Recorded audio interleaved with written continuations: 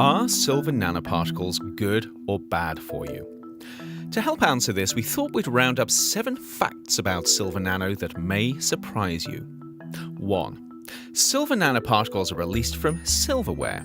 Drink water from a silver jug or eat with a silver spoon, and you are drinking and eating silver nanoparticles.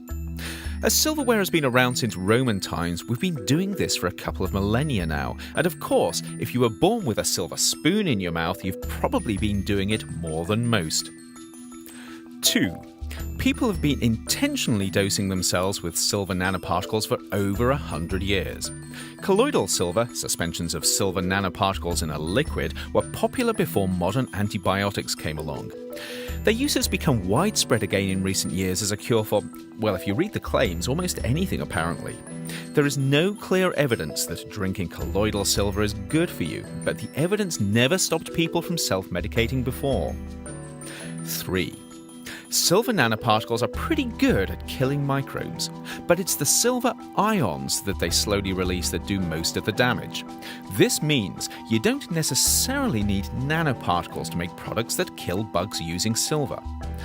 For instance, the Michigan company Krypton makes commercial fabrics used everywhere from Hyatt hotels to McDonald's that use silver ions to inhibit bacterial growth. And products using ecstatic silver technology are widely used by athletes, the military, medics, and others. Both companies use silver as an antibacterial agent, but as far as can be told, neither company uses nanoparticles. 4. It's hard for pathogens to develop resistance to silver nanoparticles because they interfere with microbes in multiple different ways. However, indiscriminate use of silver as an antibacterial agent could still increase the chances of resistance developing, which isn't great news if you're relying on it to protect particularly vulnerable patients. 5. If you're exposed to enough silver, it'll turn your skin blue, a condition called argyria. This is cosmetically interesting, but not fatal. In fact, it's thought that royals were originally called blue bloods because, you guessed it, those silver spoons turned their lips a delicate shade of royal blue.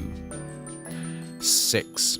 Silver nanoparticles aren't likely to be much more dangerous than other forms of silver in the human body, as it's the ions that cause the most damage. Although it's still possible that research may throw up some surprises. Nanoparticles, for instance, might find it easier to get to sensitive places like inside cells before dissolving and releasing their payload of silver ions. And we may still find that the nanoparticles trigger the body's immune system in ways that ions do not. That said, a couple of millennia of imbibing silver nanoparticles hasn't thrown up any obvious risk red flags yet. 7. In contrast, silver is bad news for the environment. We learned this with environmental contamination from the photographic film industry.